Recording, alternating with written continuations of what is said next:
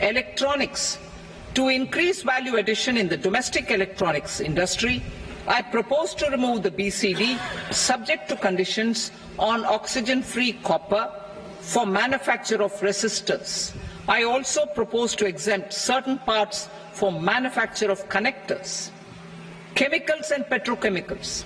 To support existing and new capacities in the pipeline, I propose to increase the BCD on ammonium nitrate from 7.5% to 10%. Plastics.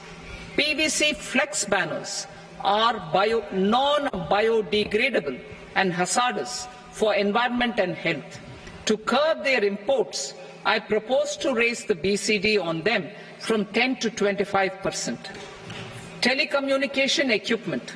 To incentivize domestic manufacturing, I propose to increase the BCD from 10 to 15% on PCBA of specified telecom equipment.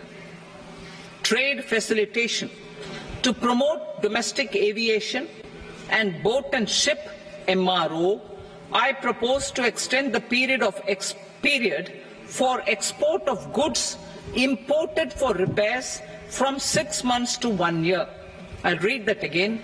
To promote domestic aviation and boat and ship maintenance, repair and operations, I propose to extend the period for export of goods imported for repairs from 6 months to 1 year.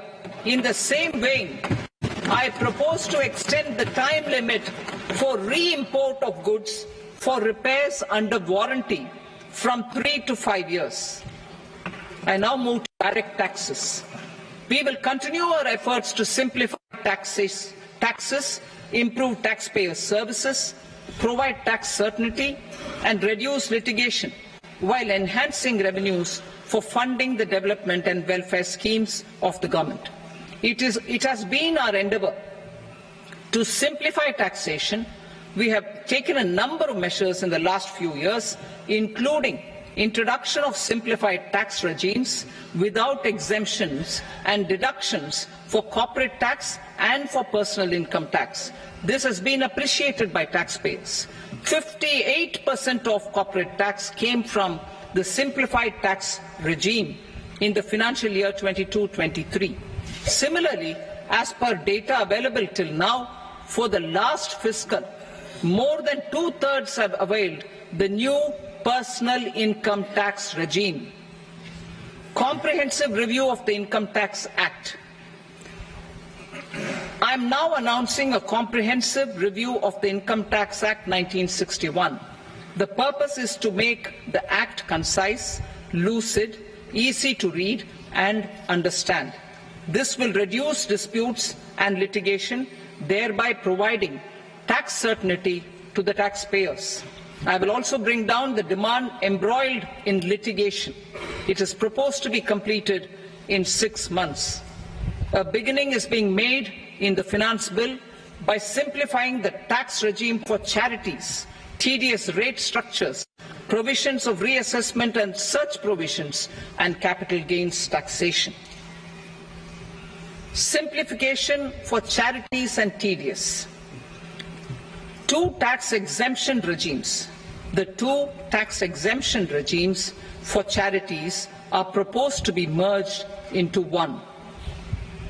The 5% TDS rate on many payments is being merged into the 2% TDS rate, and the 20% TDS rate on repurchase of units by mutual funds or UTI is being withdrawn.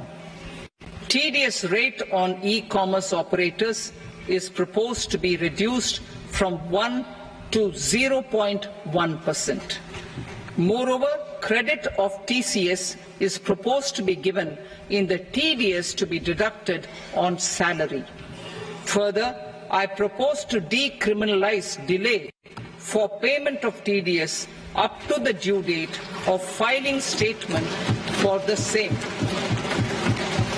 I also plan to provide a standard operating procedure for TDS defaults and simplify and rationalize the compounding guidelines for such defaults.